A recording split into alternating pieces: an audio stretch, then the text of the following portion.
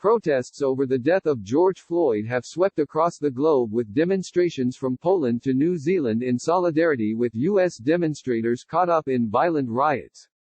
Thousands rallied outside the U.S. embassies in London, Copenhagen and Berlin, chanting, "I can't breathe," the words Floyd gasped as a white police officer knelt on his neck in Minneapolis, Minnesota, last Monday. They defied coronavirus lockdown and social distancing rules in Dublin, Ireland, Toronto, Canada, Cardiff, Wales, and in Milan, Italy, to protest the latest African American death in police custody in the states. Candles were lit in Krakow, Poland, and also in Mashhad, Iran, where leaders have cynically criticized Donald Trump's racism and tweeted their support for #Black Lives Matter. In Germany's Bundesliga, Europe's first top-flight soccer league to get back into action amid the pandemic, players wrote messages under their shirts and, inspired by the NFL, took a knee.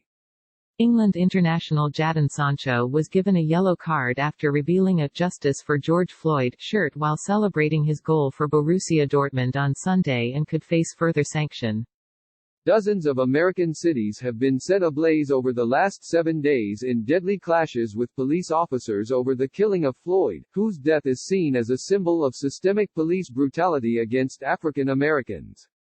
Scroll down for video. The protests around the world were comparatively peaceful, although in London protesters outside the gates of Downing Street chanted, F***K the police. One of those chanting was waving the black and red flag of Antifa, anti-fascist. Donald Trump has accused the militant left-wingers of fomenting anarchist violence during the riots in the states. 23 were arrested in the capital, 3 for breaching coronavirus legislation, 2 for assaulting officers and others for a range of offenses including possession of an offensive weapon and breaches of COVID legislation. Hundreds of peaceful demonstrators also packed the lawns outside Cardiff Castle and in St. Peter's Square in Manchester. They flocked with placards which said, "The UK is not innocent." British Foreign Secretary Dominic Raab yesterday appealed for the US not to tear itself apart, and said that the Floyd case was very distressing.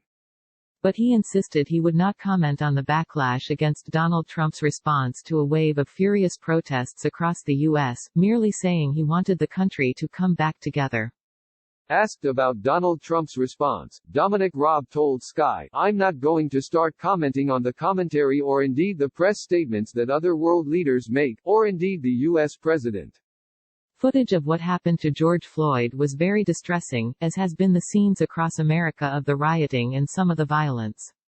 And what we do know is that the lead suspect has now been charged with murder. There is a federal review and we want to see de-escalation of all of those tensions and American come together.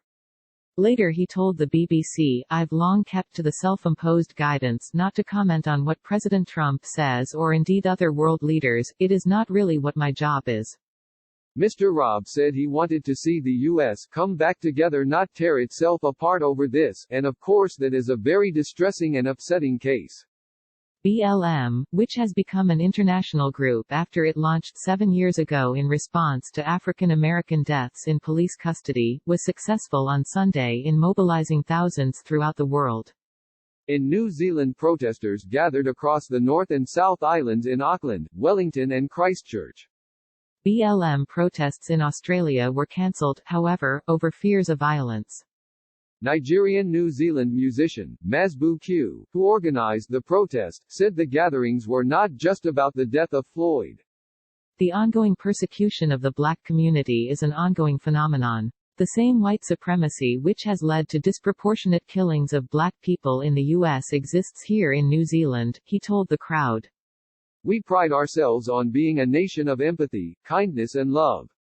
But the silence from the government and the media does not reflect that at all. In fact, it makes us complicit." Nigerian-born mixed martial artist and Ultimate Fighting Championship (UFC) middleweight champion Israel Adesanya was one of about 4,000 demonstrators who gathered in Auckland. In Christchurch, where 51 people were killed by a self-proclaimed white supremacist last year, one speaker, Josephine Varghese, told the crowd, "We demand racial and economic justice. Black lives matter, Indigenous lives matter, Muslim lives matter. In London, one demonstrator said that the protests were very important because it is sending a clear message that we have had enough racial injustice in our country. Isabel Orsini, 20, originally from New York, said, "The U.S. obviously has a much deeper and darker history of black discrimination compared to the UK. The reason people are so angry is because this is reopening wounds that go back hundreds of years. It is very important that we do whatever it takes to tell our government that racism will not be tolerated." After marching on the U.S. Embassy, they crossed back over the Thames before gathering at the base of Grenfell Tower where 72 mainly black and ethnic minority people died in a 2017 fire. A reverend at a church on Trafalgar Square, where the protest started, said she was very sympathetic towards those marching but expressed some concern about how close they were. Reverend Sally Hitchner, associate vicar at St. Martin in the Fields, said, "It's showing there are people in the UK who care passionately about the situation in the US. Clearly they're not following lockdown and social distancing, but I think there's a huge amount of passion there and that's overriding their concerns. It's an issue that requires passion but at the same time there's a huge amount of risk in what they're doing." Late night chaos continued to unfold in cities across the U.S. with more than 50 Secret Service agents injured in clashes with protesters in Washington, D.C. and a church torched close to the White House. Tens of thousands of people gathered as the National Guard was deployed to over half the states in the country on Sunday for protests that have seen 4,100 people get arrested this weekend alone.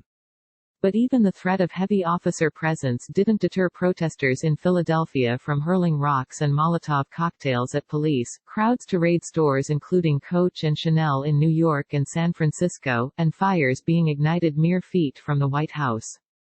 Late Sunday in Washington, D.C. a fire was set ablaze in the historic St. John's Episcopal Church and Lafayette Park in front of the White House. In the last 7 days, hundreds of protests have unfolded in at least 145 cities across the country as people gather in outrage over the horrifying death of George Floyd, a black man who was killed while in the custody of a white police officer in Minneapolis, Minnesota on Memorial Day. The demonstrations have marked unparalleled civil unrest in the U.S. that hasn't been seen since the 1968 assassination of Reverend Dr. Martin Luther King, Jr. At least 40 cities have imposed curfews in light of the riots and violence, and National Guard members have been activated in 26 states and Washington, D.C. Washington State Governor Jay Inslee was among those to send for the National Guard after vandalism and looting in multiple cities, calling the riots illegal and dangerous but adding they should not detract from the anger so many feel at the deep injustice laid so ugly and bare by the death of George Floyd. In total, at least 5 people have been killed in protest violence after gunfire rang out in Detroit and Indianapolis, and in Omaha a 22-year-old black protester was killed in a struggle with a local business owner.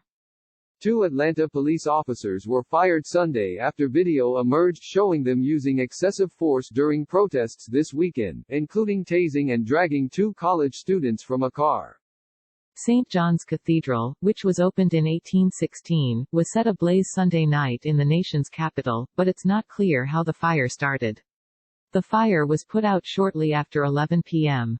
A fire was also set in Lafayette Park, located just in front of the White House, where a protester set a U.S. flag on fire, sending smoke into the air as more than 1,000 gathered and raised their fists in solidarity.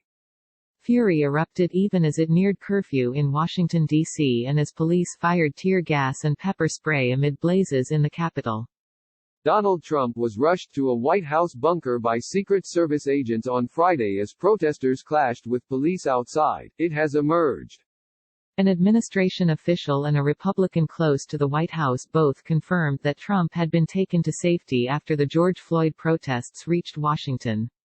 It was not clear whether First Lady Melania Trump and the couple's 14-year-old son, Barron, joined the president in the bunker. The White House does not comment on security protocols and decisions, said White House spokesman Judd Deere. The underground bunker was where then Vice President Dick Cheney was taken on September 11, 2001 as the terror attacks unfolded. President George W. Bush was in Florida when he learned of the attacks. There were fears that one of the planes was aiming for the White House, which led the Secret Service to seek to protect Cheney. In the years since 9/11, the bunker has been fortified to withstand the impact of a jetliner crashing into the White House. Before the blaze at the church broke out, church officials said they were thankful that the church wasn't hit by protests the day before. We are fortunate that the damage to the buildings is limited, Reverend Rob Fisher, the rector of the church, said earlier on Sunday. He said that same morning church officials had secured its valuables. In Manhattan, a line of cops armed with plastic shields and batons were seen storming into a crowd of protesters on Sunday evening amid growing agitation. A circle of 8 cops was seen gathering around one protester, flinging him to the ground and arresting him. Nearby, also in Manhattan, a car was sent up in flames Sunday evening, leaving demonstrators scrambling. In New York, Mayor Bill de Blasio's daughter Chiara de Blasio was arrested Saturday night alongside protesters in Greenwich Village for unlawful assembly and was later released, police said. On Sunday, stores across all boroughs were ransacked, including a Chanel in Soho and a Coach store in Midtown. Around a dozen people were seen forcing entry into the Chanel located on Spring and Wooster after 11 p.m. One man was spotted leaving with 4 bags, as per the New York Post. 2 men fleeing the store were arrested down the block by cops who arrived 2 minutes after the break-in.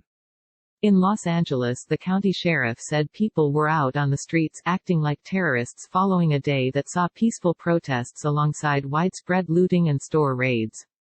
The peaceful protesters tend to remain peaceful, but what's embedded within them are people that are right now, they're just acting like terrorists, trying to instill fear, damage property and loot, Los Angeles County Sheriff Alex Villanueva said to Press Sunday.